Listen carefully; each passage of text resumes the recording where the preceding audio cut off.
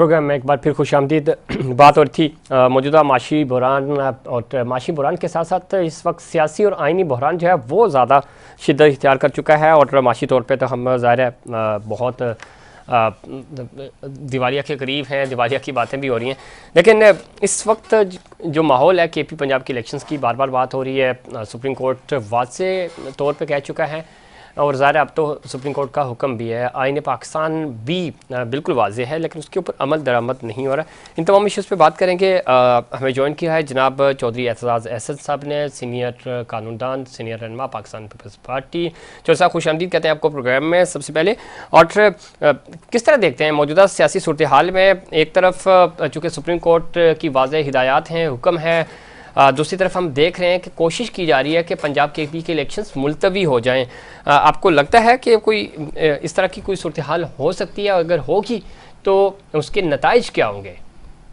देखिए जी, आइन के तहत तो इलेक्शन पोस्टपोन नहीं हो सकते, कोई जरिया ही नहीं। 90 दिन 90 दिन वो कहते हैं, आइन कहता है नॉट लेटर देन 90 डेज।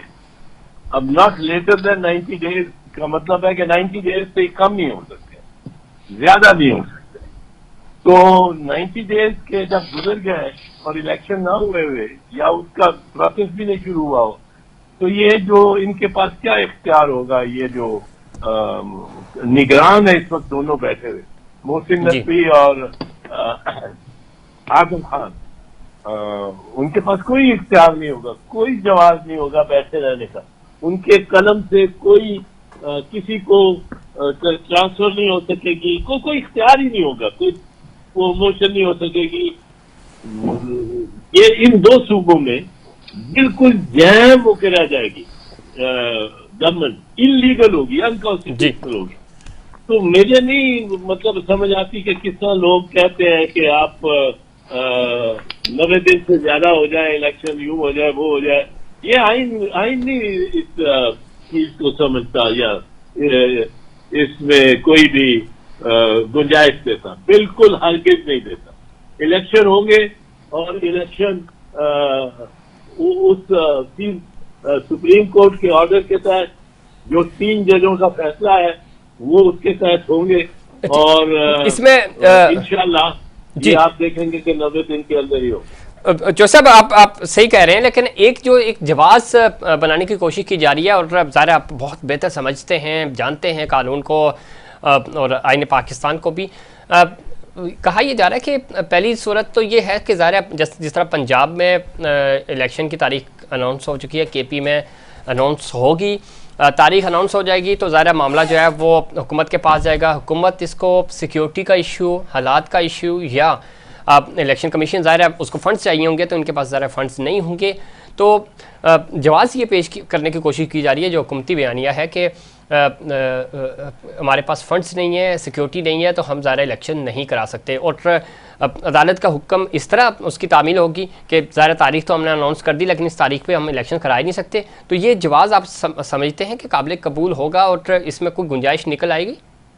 नहीं, कोई जवाब है ही नहीं। अब मैं बार बार ये कहने का मुझे जरूरत नहीं पड़नी चाहिए, मैं आपको अर्ज कर रहा हूँ, कोई जवाब नहीं। 90 दिन में इलेक्शन होने हैं और 21 दिन के अंदर अंदर पार्लियामेंट को मिलना है और स्पीकर, डिप्टी स्पीकर और प्राइम मिनिस्टर को इलेक्ट कर। कोई टाइम आइन से करता है वो न सिर्फ आइन की खिलाफ वर्जी कर रहा है, और अब तो तौहीन अदालत भी कर रहा है। तौहीन अदालत कर रहा है, तौहीन अदालत। जो साहब आप लाइन पर रहिएगा, मजीद हमारे साथ स्टूडियो में चूँकि बैरिस्टर रिटायर्ड साहब मौजूद हैं, उनका पॉइंट ऑफ व्यू भी शामिल करते हैं। भाई साहब, जिस तरह एतजाज़ अहसन साहब ज़ाहिर बहुत ही काबिल एहतराम और अदलिया की एक बड़ी उन्होंने इस तहरीक के लिए जंग भी लड़ी, वो ये कह रहे हैं कि वो डे फर्स्ट से पिछले दिनों भी जब इनसे बात हो रही थी तो वो कह रहे थे कि देखिए 90 से 91 दिन तो हो ही नहीं सकते, और 121 दिन के अंदर फिर आपने आगे स्पीकर तो ये इन लोगों का चुनाव करना है CM का। तो क्या कोई जवाब जो हुकूमत बनाने की कोशिश कर रही है कि सिक्योरिटी इशू बन जाएगा? फर्स्ट अटैम्प्ट जिस तरह अभी एतजाज़ साहब से भी बात हो रही थी कि कोशिश ये की जा रही है कि ठीक है हम डेट अनाउंस कर दें, अनाउंस करने के बाद हम सपोर्ट लेने जाएंगे, भाई फंड्स तो नहीं है, अनाउंस तो हमने कर दिया, दें कुछ तो हम। तो कोई बहाने, कोई हिले बहाने, कोई गुंजाइश, कैसे क्या सूरत हाल बनेगी? चूँकि इमरान खान के अलावा यानी पाकिस्तान तहरीक इंसाफ के अलावा कोई दूसरी जमात इलेक्शन के लिए तो तैयार ही नहीं है। 90 दिन में फिर इलेक्शन होंगे कैसे? अच्छा, मैं चूंकि एतजाज साहब ने बात की है तो complete deference to what he said, he is an icon of the legal fraternity of Pakistan. मैं कुछ ज़्यादा ऐड तो नहीं कर सकूंगा, बट हाँ मैं ये ज़रूर समझता हूँ कि कोई भी जो केयर टेकर हुकूमत है जो 90 दिन से ज़्यादा रहेगी, that would be in violation of the constitution, it would be unconstitutional, and उसकी जगह पर एक कॉन्स्टिट्यूशनल इलेक्टेड हुकूमत ने आना है। ये सुप्रीम कोर्ट के फैसले में बिल्कुल कंप्लीटली वाजे हो चुका है।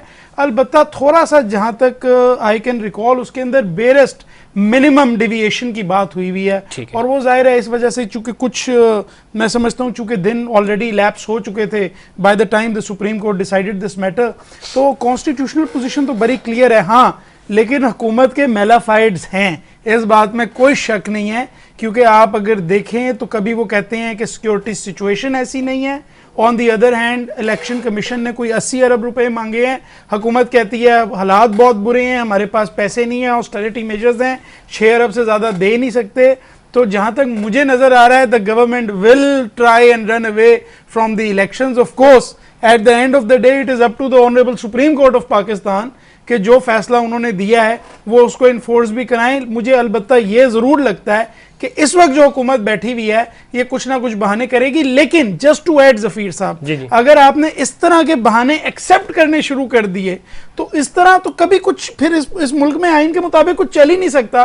कल को आप कहेंगे प्रेसिडेंट की कॉस्ट बहुत है, हम नहीं रख सकते, तो प्रेसिडेंट आज के बाद से पाकिस्तान का नहीं होगा, या प्राइम मिनिस्टर नहीं होगा, या कैबिनेट नहीं होगी, या सूबों में हुकूमत नहीं होगी। एक चीज और, ये आपका डोमेन तो नहीं है लेकिन आप इसको इस पर मैं चाहूँगा आपका कमेंट भी, कि इलेक्शन कमीशन हो या जैसे हमारे मर्दमशुमारी है या इस तरह के जो डिपार्टमेंट, इवन जो हमारा PDMA है, ये ऐसे डिपार्टमेंट होते हैं इनका फंड सब मुख्तस कर दिया जाता है, इनके पास ये फंड्स होता है, ये कौमी ख़जाने से अलग से बजट, यानी जिस दिन इलेक्शन कराना उस दिन बजट इनको नहीं मिलेगा या डेली बेसिस पे बजट नहीं मिलेगा, इनका बजट तो इनको रखा होता है क्योंकि इन्होंने ज़िमनी इंतखाबात भी कराने होते हैं, इनको किसी की खुदा न खास्ता डेथ हो जाती है जो कि ज़ाहिर है एक है कुदरती निज़ाम है, तो उस मेंबर का इलेक्शन भी इन्होंने 90 दिन के अंदर कराना होता है, तो फंड्स तो इनके पास ऑलरेडी होते हैं। तो general election is different for a general election as far as my understanding goes, और ये मैंने देखा 2018 में भी और 2013 में भी डिसबर्समेंट्स हुई थी, तो फ्रॉम व्हाट आई अंडरस्टैंड कि उनके पास अपना एडमिनिस्ट्रेटिव बजट तो है, लेकिन जनरल इलेक्शन के लिए उनको डिसबर्समेंट होनी है, और उसके अंदर मुझे जो नजर आ रहा है चूंकि हुकूमत का बिल्कुल इलेक्शंस में जाने का कोई मूड नहीं है। अच्छा, इसमें एक चीज और जो जवाब बनाया जा रहा है जो कि थोड़ा सा कमर्शलाइज भी है, वो ये कह रहे हैं कि अगर हम सिक्योरिटी, भरपूर सिक्योरिटी क्रिकेट टीमों को दे सकते हैं, PSL को दे सकते हैं, यहाँ पे हम फंड्स दे सकते हैं, तो व्हाई नॉट भाई, इलेक्शन तो ये कौमी फरीजा है आपका, कॉन्स्टिट्यूशनल कमांड है, तो इसको तो इससे तो पीछे हट नहीं सकते, यानी PSL तो ड्रॉप हो भी सकता है, ये कोई आपके ऊपर वो नहीं है। एब्सोल्युटली, मैं आपकी बात से कंप्लीटली एग्री करता हूँ, ये कॉन्स्टिट्यूशनल कमांड है, ये करवाने ही करवाने हैं, बात वैसे ही 91 दिन तक नहीं जानी चाहिए। आर्टिकल 105 आर्टिकल 224 बहुत कैटेगोरिकली इस बात के अंदर क्लियर है, कोई एक्सेप्शन मुझे, just to second what Aitzaz Ahsan sahab has already said, मुझे कोई इसके अंदर एक्सेप्शन नजर नहीं आती। ठीक है, चौधरी साहब की तरफ चलते हैं दोबारा। जैसे अदलिया ज़ाहिर अपना काम कर रही है, और बदकिस्मती हमारी ये है कि चूंकि पार्लियामेंट नाकाम हो रही है तो अदलिया के पास चीज़ें जा रही हैं, जो कि हम पहले भी इस पर बात कर चुके हैं। आप क्या समझते हैं कि पार्लियामेंट के फोरम का सही इस्तेमाल क्यों नहीं कर पा रहे हम? मफाहमत हो सकती है, डायलॉग की तरफ हम जा सकते हैं। जरदारी साहब कह रहे हैं कि खान साहब के साथ बात नहीं हो सकती क्योंकि मैं उनको सियासतदान नहीं मानता। दूसरी तरफ कोशिश की जा रही है खान साहब की तरफ से भी कि मुज़ाकरात होने चाहिए, तो थोड़ी सी एक ज़िद है, अना है। इन सारी चीज़ों में अपनी समझते जो इंटेलेक्चुअल्स हैं, जो आप जैसे लोग हैं, उनका इस्तेमाल करके हम कोई मफाहमत की तरफ आएँ, डायलॉग की तरफ आएँ। नहीं, आप टेक्नोक्रेट इंटेलेक्चुअल को छोड़े, उनका कोई इनपुट लेने की जरूरत नहीं है आपको। अब पार्लियामेंट में ऐसे लोग बैठे हैं जो कि ये मामला को तय करा सकते हैं, और उनमें आसिफ जरदारी मैं समझता हूँ एक शख्स है जो कि कंसेंसस बिल्डर है, जो कि लोगों को आपस में मिलाता है, एम्ब्रेस करता है, और मेरे ख्याल में ये अगर इसमें इस तरफ मौका मिले और जरदारी साहब खुद ना कहना शुरू कर दें कि मैं फलां से बात नहीं करता, फलां से नहीं करता, तो ये इमरान खान की बिल्कुल बड़ी गलत हठधर्मी रही है कि मैं आज भी नहीं मिलाऊंगा, चाहे लीडर ऑफ द ऑपोजिशन हो या लीडर ऑफ द हाउस हो, उससे भी नहीं मिलाऊंगा, लीडर ऑफ द ऑपोजिशन के से भी नहीं मिलाऊंगा। और मैं ये इस तरह सियासत नहीं चलती। मेरा ख्याल है कि दो चार काम इमरान ने किए होते या न किए होते। एक तो इस्तीफे दे दिए नेशनल असेंबली से, वही जितना मतलब है अपने लिए, उसके अपने लिए इतना गलत इकदाम था। वो अब चेयरमैन नैब भी अपॉइंट कर गए हैं। वो गवर्नमेंट बड़ी मजे में है। 140 प्लस MNA जिसको होना चाहिए था मुखालफत में, वो है ही नहीं। और फिर दूसरा ये जो स्टांस ले लिया, रिजिड स्टांस, और अब ये जो आर्मी चीफ है 1 एंड आर्मी चीफ 2, उनमें हो गया, इससे मौका मिल गया है इस गवर्नमेंट को जो बड़ी हॉस्टाइल है टुवर्ड्स इमरान खान। जाहिर है ये गवर्नमेंट हॉस्टाइल है, वो भी बड़ी इस तरह की बातें करता है कि मतलब बहुत इल्जामात लगाता है और सारा उसका ईडीएम ही ये है। उससे अब नुकसान ये हुआ है कि जो इमरान है ये बिल्कुल आइसोलेट हो गया, अकेला हो गया, और कोई बात करने से भी घबराते हैं दूसरा फरीक।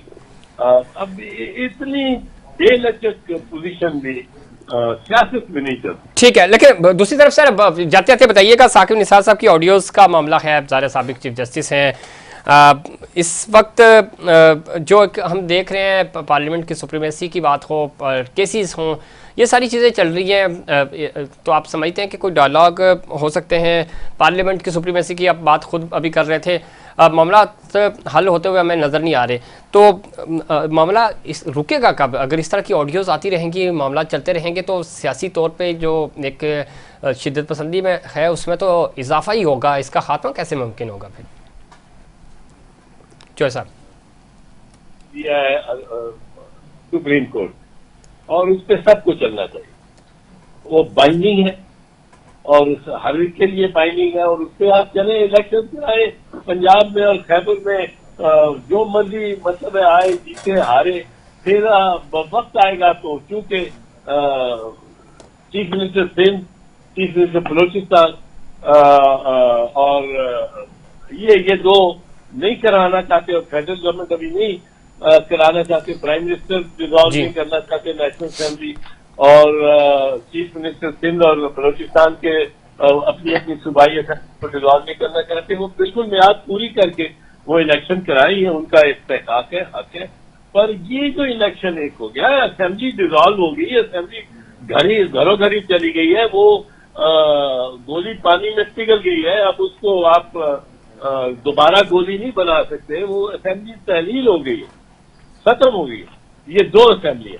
तो अब अगर इलेक्शन न हुए और नई गवर्नमेंट इन दो सूबों में न आई, तो केयर टेकर तो मैं समझता हूँ मोहसिन नकवी भी छोड़ेगा, पर आजम खान तो उठ के चला जाएगा, वो नहीं रहेगा। मैंने जो उसकी रेपुटेशन सुनी है, वो बिल्कुल नहीं बैठेगा एक दिन भी एक्स्ट्रा। तो आपका कौन सा होगा, आपको क्या होगा, तो उसे क्या जवाब होगा आईनी कानूनी की हुकूमत चलती रहे? वैक्यूम पैदा होगा, और वैक्यूम जब पैदा हो जाता है इतना बड़ा कि 60-70% आबादी के ऊपर आप गवर्नेंस ही आप ना सूबाई एक्साइज को ले सकेंगे, ना टैक्स ले सकेंगे, ना कोई ऑक्ट्रॉय ले सकेंगे, ना कोई आपका मतलब सारा निजाम ही इलीगल हो जाएगा पंजाब में और खैबर में। तो वो अगर वैक्यूम हुई तो फिर वैक्यूम तो कोई और आके भरता है हमारे। ज़ाहिर वैक्यूम फिर माजी में भी हमने देखा किसी और ने ही पूरा किया, और ये हमारी बात। बहुत शुक्रिया जनाब चौधरी एतराज़ हसन साहब, अपने प्रोग्राम में वक्त दिया। बैरिस्टर साहब, ये बात तो है, ज़रा मैंने सारी चीज़ें, सारा बोझ जो है वो अदलिया के ऊपर डाला हुआ है। अदलिया फिर फैसले करती है तो हमें पसंद भी नहीं आते, फिर हम तनकीद करते हैं।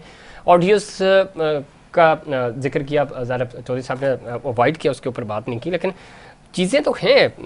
अब आपके सामने साकिब निसार साहब की ऑडियोज़ आ रही हैं, उनके ऊपर भी प्रेशर है।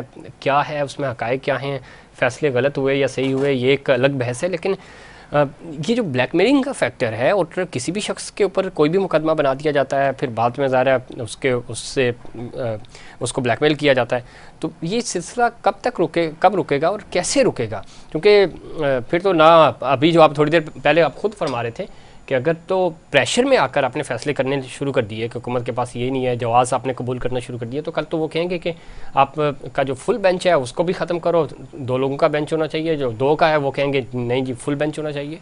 जी, आपकी बात बिल्कुल ठीक है। और ये जो आपने मुकदमों की बात की, ये इस मुल्क की एक तारीख़ रही है ज़फ़ीर साहब, और गंदी तारीख़ रही है।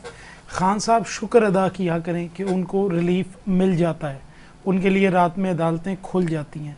मैंने अपनी आंखों से बड़ा कुछ होते हुए देखा है। मैंने ये भी होते हुए देखा है कि लोगों की प्रेशर डालने के लिए माओ बहनों पे भी मुकदमे पुलिस वाले डालते हैं, वो गिरफ्तारियां भी रात को 3 बजे डालते हैं। ये देखें ना सर, इसमें 2 चीजें ना, ये सिर्फ तो खान साहब शरीफ पुलिस है, आपको पता है, जो नॉन बेलेबल अरेस्ट वारंट लेके गई है, ये नहीं और नोटिस शहबाज लेके आ शरीफ गई साहब है। हमारे वज़ीर-ए-आज़म पाकिस्तान, सर उनके ऊपर फर्द जुर्म आयद होनी थी, उस दिन वो वज़ीर-ए-आज़म बन गए और सब कुछ माफ हो गया, केसेस खत्म हो गए, तो खत्म हो गए। तो बदकिस्मती ये है तो ना है ना हमारी। ज़फ़ीर साहब, ये तो this is a part of तो द सर आप हिस्ट्री ऑफ कानून दिस जानते कंट्री। हैं, हम तो आप जैसे लोगों से सीखते हैं, तो फिर क्या जस्टिफिकेशन है? खुद एतजाज अहसन साहब जैसा बंदा ये कह रहा है कि कोई जवाब ही नहीं है, लिखा हुआ है सर, साफ आइन कहता है कि इलेक्शन कराओ, जान छुड़ाओ। नहीं, बट द प्रॉब्लम इज कि जब आप when you point thugs as members of the government, what else do you expect?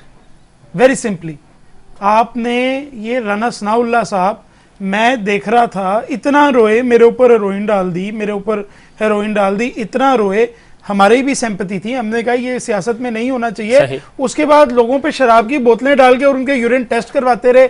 ये तो क्लास 6 के बच्चे ना करें ज़फ़ीर साहब, ट्रस्ट मी।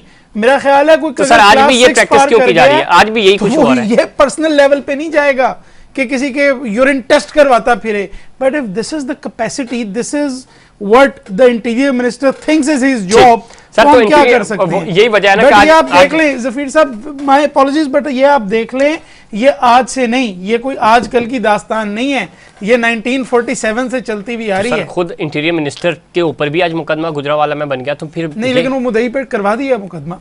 अब इंटीरियर मिनिस्टर पावर में है, उसको पुलिस जाके अरेस्ट तो नहीं करेगी। मैं यही तो ज़फ़ीर साहब बता रहा हूँ। वो क्या रहा है मेरे सामने, मैं आपको अपने एक पर्सनल, देखें मैं खुल के बात नहीं कर सकता, मैं आइडेंटिटी रिवील नहीं कर सकता, लेकिन एक ऐसा बंदा जो जियो टीवी पर खान साहब की घड़ी लेके आया कि मुझे भेजी है, उसके ऊपर एक मुकदमा था, उसने उसी मुकदमे में अपने आप को निकलवाया, अपने आप को सी क्लास करवाया, और उसी मुकदमे के अंदर अरेस्ट वारंट निकलवा दिए अपने इन लॉज के खिलाफ, जो इस वक्त बेचारे पूरे सिंध की अदालतों में भागते फिर रहे हैं, एक डिस्ट्रिक्ट से दूसरे डिस्ट्रिक्ट में बिलिंग करवाते हैं। बिल्कुल ठीक कह रहे सर, प्रोग्राम का वक्त खत्म हुआ, लेकिन कानून की बालादस्ती के लिए जरूरी है कि ये प्रैक्टिस जा रहा है। आज अगर सुप्रीम कोर्ट मुअज़्ज़ज़ जजेस से या मुअज़्ज़ज़ अदलिया किसी के भी प्रेशर में आकर कोई फैसला करती है, तो जाहिर है वो आने वाली नस्लें, आने वाला वक्त जो है वो भुगतेगा, और स्टैंड लेना होगा। और हमें अदलिया के वक़ार के लिए, पार्लियामेंट के वक़ार के लिए, तमाम जो हमारे इदारे हैं उनके वक़ार के लिए उनके साथ खड़ा होना होगा,